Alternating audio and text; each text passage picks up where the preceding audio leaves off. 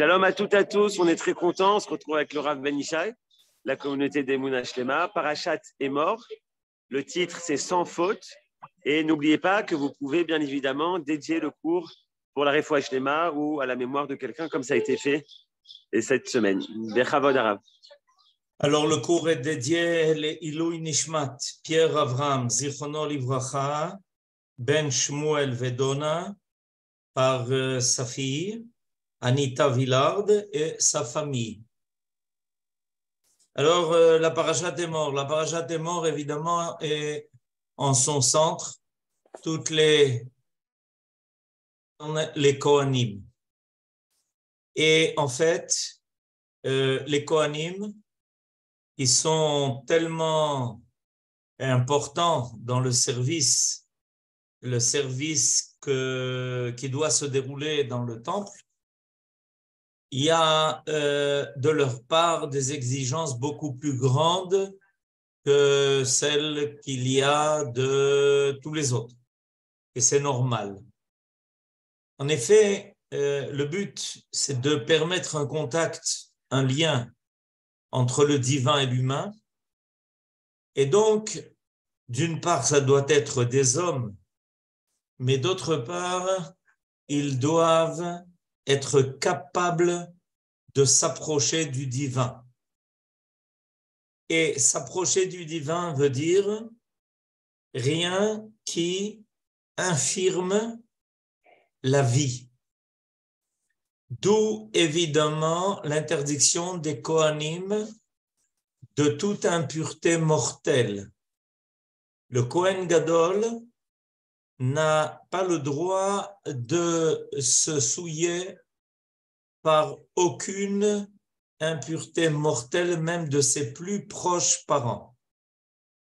Cette exigence de la part des Kohanim et du Kohen Gadol est pour bien intégrer l'idée qu'on s'approche d'un Dieu qui est vivant, un Dieu qui aime la vie, Elohim Chayim, un Dieu qui veut de nous des êtres vivants. Akadosh Baruch Hu a créé son monde et il a placé au sein de son monde des êtres vivants. Et plus il y a une capacité de vie, plus il y a un plus haut niveau, un plus grand degré alors de Kedusha. Donc l'homme qui a une capacité de vie bien plus élevée que celle de l'animal, évidemment va s'appeler Chai, Vachai Ba'em. On vient de me demander comment se fait-il que le cimetière s'appelle Bet HaChaim. Il y a à cela deux explications.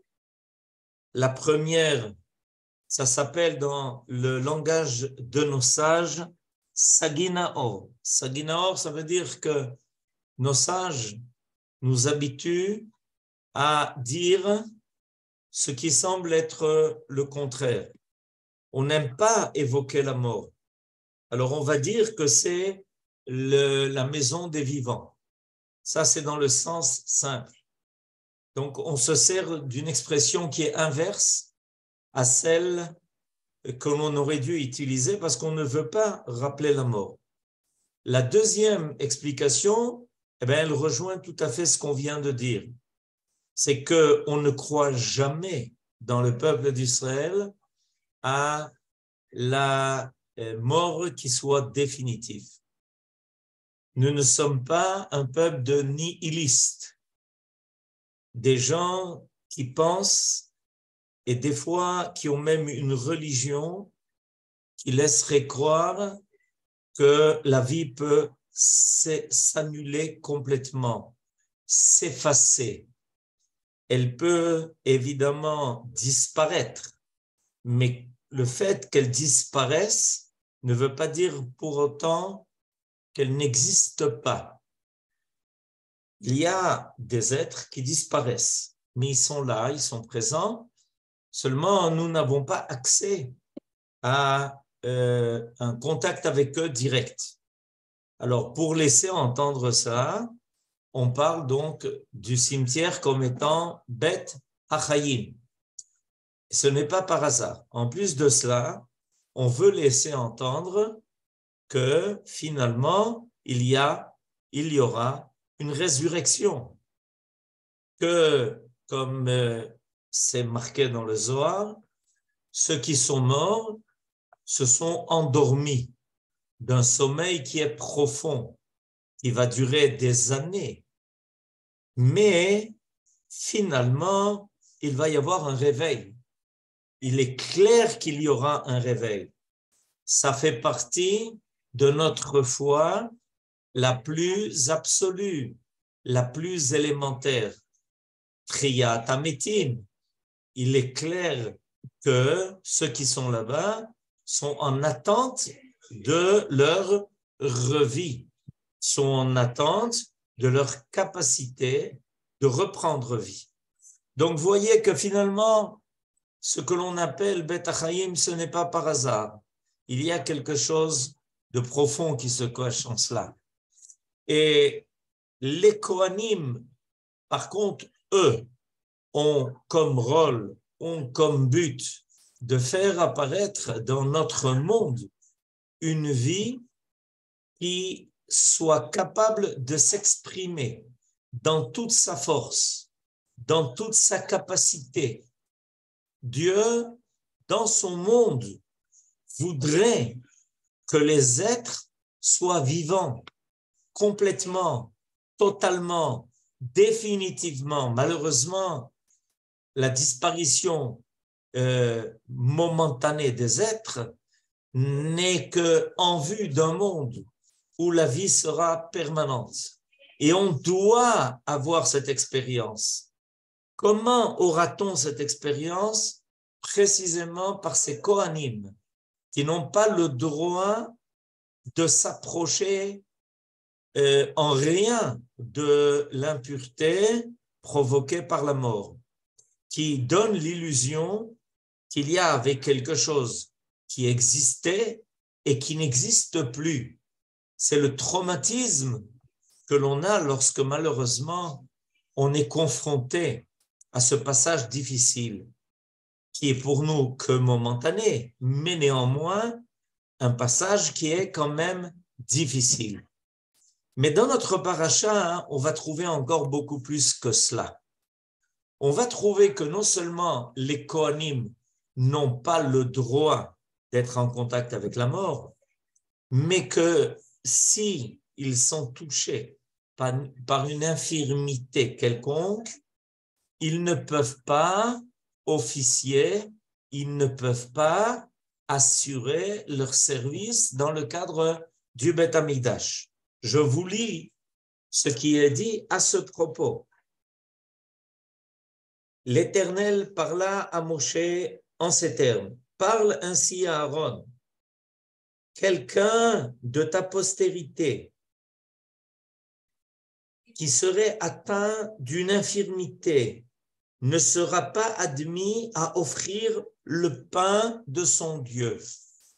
Un Kohen qui a un moum, c'est comme ça que ça s'appelle en hébreu, un moum, une infirmité, n'a pas le droit d'officier dans le Beth Amikdash.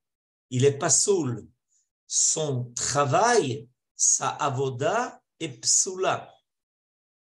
Non seulement au niveau du Kohen lui-même, mais au niveau aussi des sacrifices, des korbanot, il en est de même. L'Éternel parla à Moïse en ces termes. Parle à Aaron et à ses fils, ainsi qu'à tous les enfants d'Israël, et dis-leur, qui que ce soit de la maison d'Israël ou parmi les étrangers en Israël, qui voudra présenter son offrande, par suite de quelques vœux ou dons volontaires de leur part, s'il l'offre à l'Éternel comme holocauste, comme Ola, pour être agréé, prenez-la, la Ola, sans défaut, Alors, on a donc une double exigence ici. On a non seulement l'exigence que ceux qui officient, les Kohanim, soient sans défaut, mais on a aussi l'exigence que les Korbanot soient sans défaut. Et la Torah, dans nos parachas de cette semaine, va s'appliquer à nous donner la liste. Elle va nous donner cette liste bien détaillée pour que l'on fasse très attention que ni un Kohen avec défaut, ni un Korban avec défaut. Donc, c'est au niveau du Makriv et c'est au niveau du Korban. Dans les deux cas, on veut quelque chose qui soit autant que possible parfait. Pourquoi? Parce que la vie qui habite le Kohen et la vie qui se trouve au sein du Korban doit être capable de s'exprimer par tous les membres, par toute l'énergie, par toute la force possible. Akadosh Baruch Hu, enfin, attend cela de l'homme. C'est qu'il soit, l'homme arrive à rendre le monde, que le monde soit sans défaut. C'est-à-dire que rien ne porte atteinte à la vie, qu'il n'y ait aucune infirmité. Nachon. Alors là, on me pose une question. Mais des fois, il y a des Kohanim qui vont naître peut-être avec une infirmité. Nachon, le Kohen, remplira d'autres rôles qui lui seront possibles. Par exemple, on pourra quand même lui donner la trouma. On pourra quand même lui donner la chala. C'est-à-dire qu'il ne perd pas sa qualité de Kohen. Il perd sa possibilité d'être officiant devant Akadosh Baruch Hu. Je rappelle que quand on parle de Akadosh Baruch Hu, on parle de Elohim Chayim. Alors, on est peut-être surpris. Est-ce qu'on a besoin de nous dire de ne pas amener un korban sans infirmité, sans défaut, à qui il manque un membre, une patte ou autre chose, ou qu'il soit aveugle, par exemple?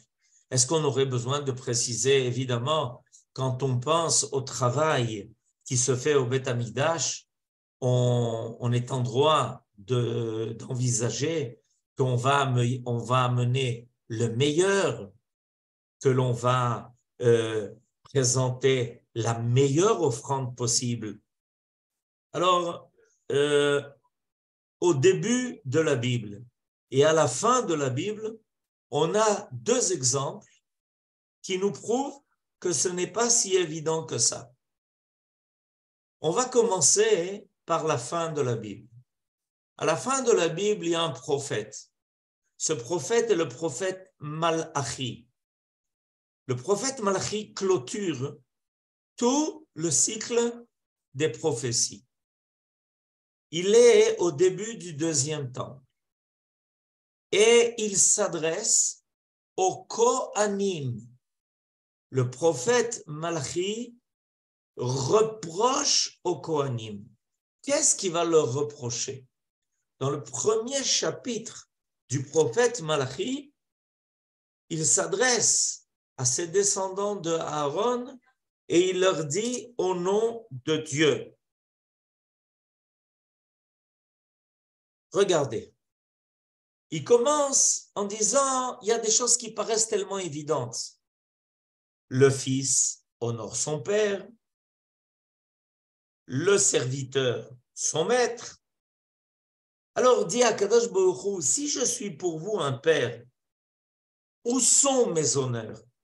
Si je suis un maître, où est la vénération qui m'est due? Ainsi vous parle l'Éternel Tsevaot à vous les Kohanim, qui avilissez mon nom. et qui dit « En quoi avons-nous avili ton nom ?» Réponse, c'est-à-dire les Kohanim, il y a une espèce de dialogue qui se fait entre Dieu et les Kohanim de cette époque. Et Akadosh Baruch Hu leur dit, vous n'avez pas honte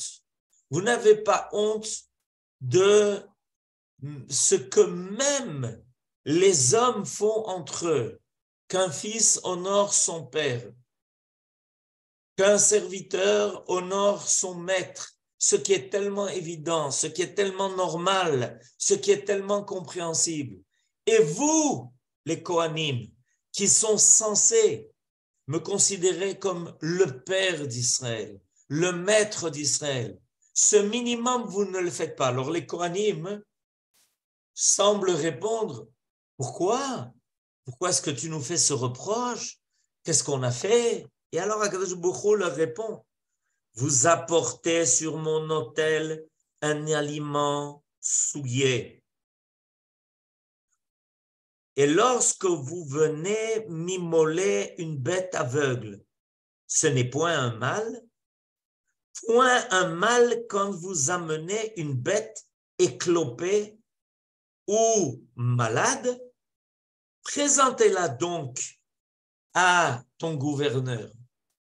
La réponse de Akadosh Baruch Hu est terrible parce qu'elle nous dévoile ce qui se passait à son époque.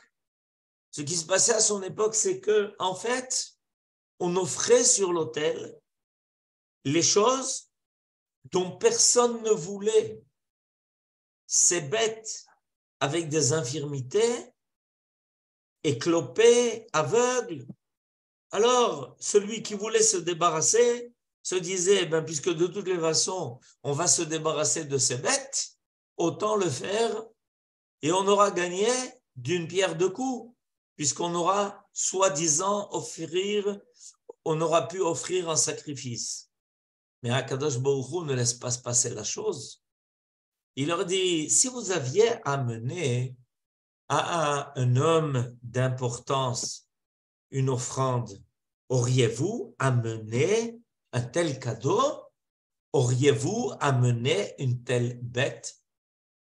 Donc on voit que l'avertissement que l'on reçoit dans notre paracha, l'avertissement de faire très attention, de ne pas amener quelque chose d'amoindri en tant que korban, n'est pas quelque chose d'imaginaire seulement.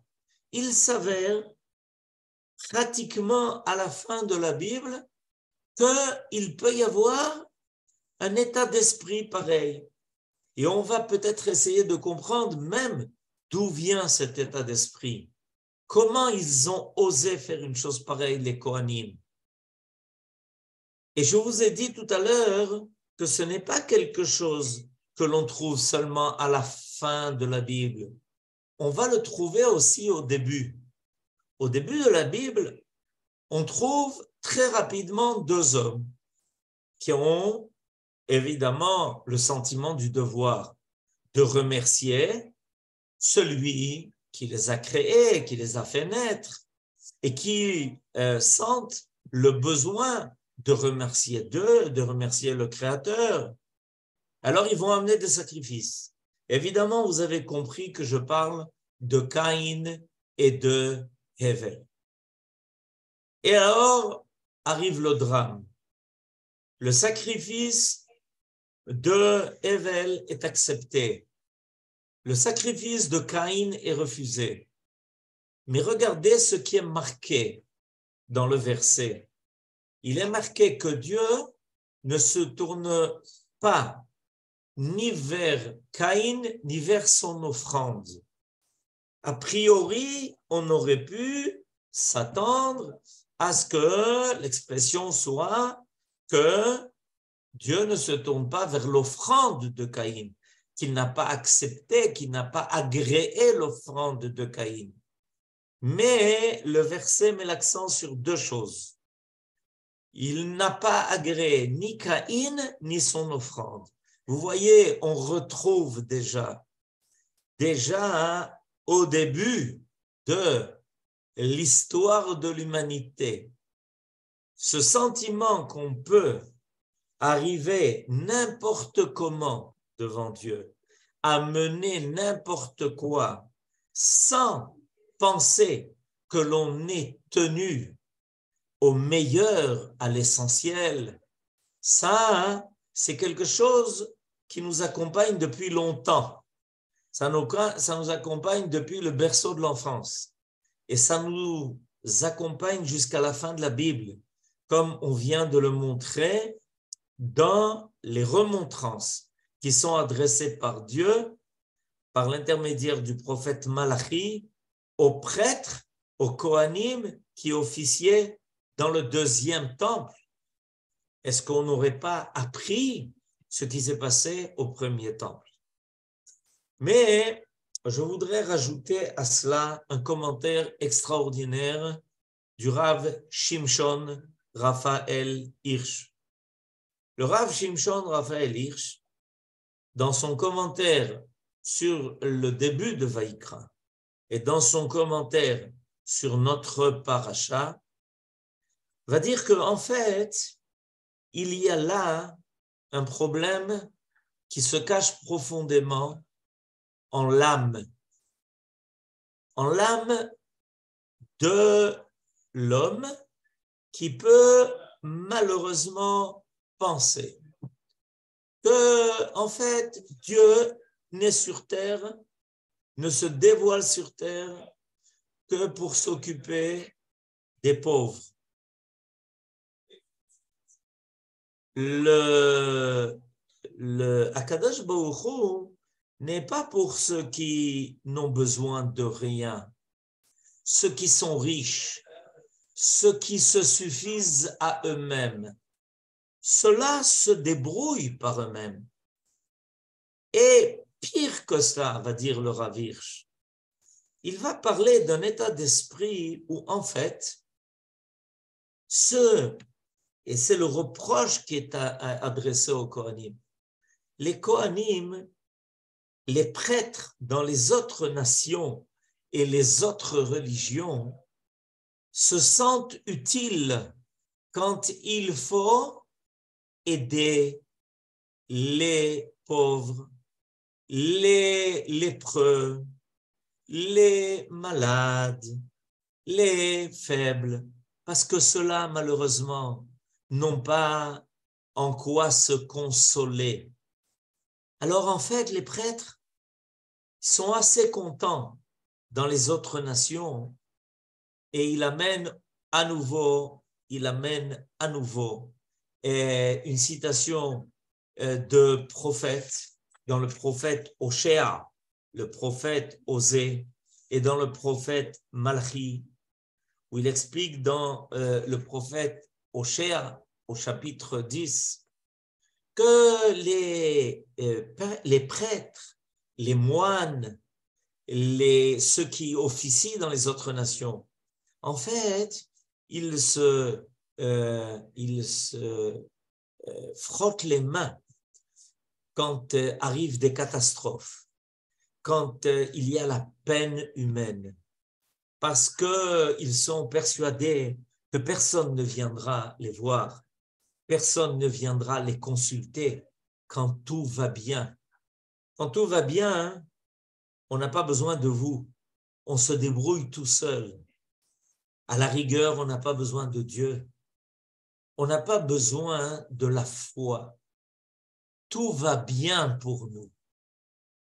Et à ce moment-là, les prêtres vont commencer à se mettre à la disposition de tous ces pauvres qui viennent recevoir un peu d'aumône, un peu de paroles qui viennent les rassurer, les encourager. Là, ils sentent leur rôle. Or, la Torah ne considère pas que la foi est pour les faibles, que la foi est pour ceux qui sont dans le besoin. La foi, c'est le lien de l'homme avec Dieu. Chaque souffle de chaque homme, même s'il est en parfaite santé, même s'il n'a aucun besoin matériel. Chaque souffle dépend d'une bonté infinie du Créateur. Kol aneshama te'alelia. L'homme doit louer son Créateur pour chaque neshima, en exigeant des Kohanim d'être des hommes sans défaut, en exigeant des korbanot, des sacrifices qui vont être offerts, d'être sans défaut. L'homme qui vient au Beth Amikdash intègre l'idée que Dieu est un Dieu de bonne santé.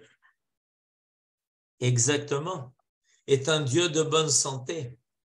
Est un Dieu d'un peuple qui est vivant.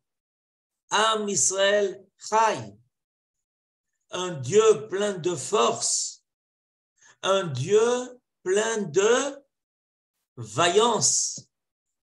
Un Dieu qui veut faire apparaître sur terre un idéal de vie tel que finalement, il n'y aura plus de place pour ceux qui veulent infirmer la vie, la diminuer, la rendre à peine.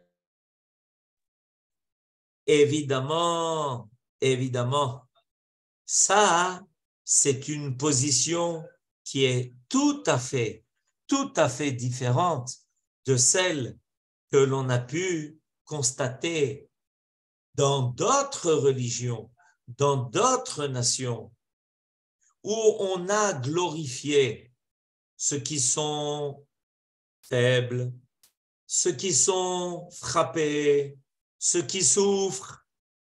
On en a même fait un idéal.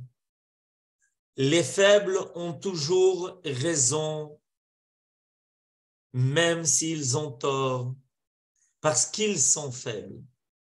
On a fini par glorifier non seulement la faiblesse, mais on en est arrivé à glorifier la mort. Aujourd'hui, l'univers et l'humanité souffrent de gens d'une civilisation qui veulent glorifier la mort. On ne dénigre plus ce qui porte atteinte à la vie par toutes les méthodes, par toutes les possibilités. On est prêt à glorifier tout ce qui porte atteinte à la vie.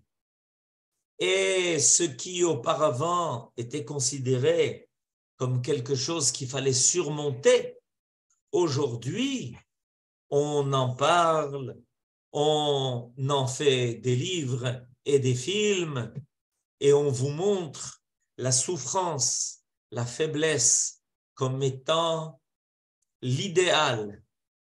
Et on va même proposer à des gens d'aller rencontrer cela pour qu'ils aient peut-être l'expérience de la souffrance. On propose l'expérience de la souffrance, alors que la Torah veut au contraire faire disparaître la souffrance du monde. Elle veut au contraire nous faire arriver à un monde idéal. Alors, quand nous dit le Rav Hirsch, la Torah exige de ses Kohanim d'être en bonne santé, d'être des hommes forts, qui devront assurer un service qui est très étreignant. Mais ils ont la force de le faire. Le Kohen Gadol, le jour de Yom Kippourim, assurait tout seul tout le service de Yom Kippourim, sans aucune faiblesse. David, le roi David, est présenté par la Bible comme l'homme de foi, d'une foi totale, et comme celui qui est capable de vaincre ses ennemis. on est malheureusement dans un monde qui, depuis des millénaires, souffre de cette idée que la souffrance a sa place dans notre monde. Et vous comprenez que quand on a fait passer de telles idées, on n'est pas tellement surpris ou on n'est peut-être pas tellement outré par la souffrance parce qu'elle fait partie de l'histoire des hommes. On l'accepte. On va même des fois la glorifier. Nous dit le Rav Hirsch, la Torah va dans le sens inverse. Évidemment, on va s'occuper des pauvres. Et il n'y a aucun peuple qui fait autant de tzedaka qu'un Israël. On va s'occuper des malades. Il n'y a pas de bikur cholim dans le monde comme le Ham Israël fait. On va faire gmilut chesed. Il n'y a pas dans le monde un peuple où il y a autant de gmilut chesed que dans le peuple d'Israël. Mais on ne le fait pas par pitié.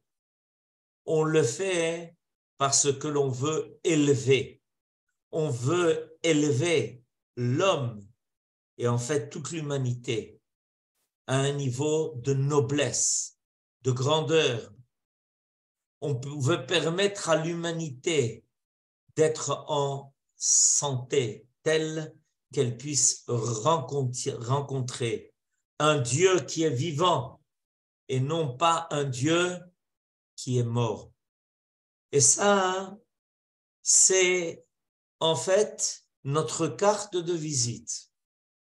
Et il y a dans le monde, évidemment, des idéologies qui ne s'accordent pas du tout avec cela, qui ne comprennent pas comment ce peuple reste un peuple vivant, qui reprend ses forces, qui ne se décourage jamais, qui ne se laisse pas impressionner par toutes les faiblesses de l'homme, mais qui veut au contraire amener l'homme à les surmonter, à les dominer, à les dépasser. C'est le secret de la Torah. C'est le secret du Beth Amikdash. C'est le secret du service des Kohanim au Beth Amikdash. Les hommes arrivés au Beth Amikdash, après avoir fauté, après avoir perdu une partie de leur vitalité, de leur force et de leur vaillance, de leur volonté d'être meilleurs, peut-être un peu désespérés, peut-être ayant déjà accepté de subir une vie qui soit amoindrie. Et en arrivant au Beth Amikdash, ils sont saisis par ce travail des Kohanim, le chant des Lévi'im, tout ce qui se passe et qui est tellement fort et qui exalte la vie de l'homme. Et voilà pourquoi notre paracha, la paracha Emor, qui a en son centre, évidemment, la Keuna, les Kohanim, va exiger des Kohanim de montrer, de donner l'exemple. Évidemment, ils vont rencontrer tous ceux qui sont dans le besoin et la nécessité. Ils vont leur tendre la main en leur disant, ne vous inquiétez pas. Il y a un monde qui est meilleur. Il existe. Il est là. Et nous sommes là pour vous montrer ce chemin vers un monde qui soit bon, bien et idéal. Be'ezrat Hashem. Kol Tuv et Shabbat Shalom.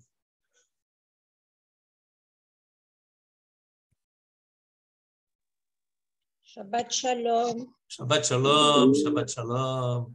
Shabbat Shalom. Shabbat Shalom. Shabbat Shalom. À bientôt. Shabbat Shalom. Tous et à tous. Merci. Toda Rabba. Shabbat Shalom. Merci. Toda Rabba. Shabbat Shalom. Toda Rabba. Shabbat Shalom. À bientôt. Shabbat Shabbat shalom. shalom. Toda rabba, Rav. Shabbat shalom. תודה רבה, שבת שלום. Shabbat תודה. shalom. Ça fait תודה plaisir רב, de שבת voir שלום des ומבורך. Shabbat shalom. À bientôt, Bezrat Hashem, à tout le monde et à tous. Si Dieu veut, avec les שבת bonnes שלום, nouvelles. תודה רבה הרב, תודה Shabbat רבה. אמן, shalom. תודה רבה. Shabbat shalom. Bechavod. שבת שלום. Shabbat shalom à tout le monde. Bien sûr. Bakasha. Shabbat shalom.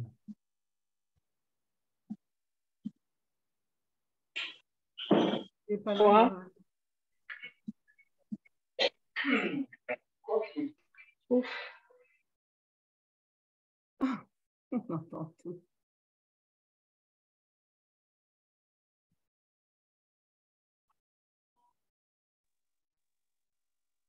Enfin, il est ouvert. Shabbat shalom, voilà, Rav. Ouais, j'ai fait. Bon, apparemment, Johan, il est parti. Et il vous a pas ouvert la voie. Bon, alors, Shabbat Shalom les Koulam.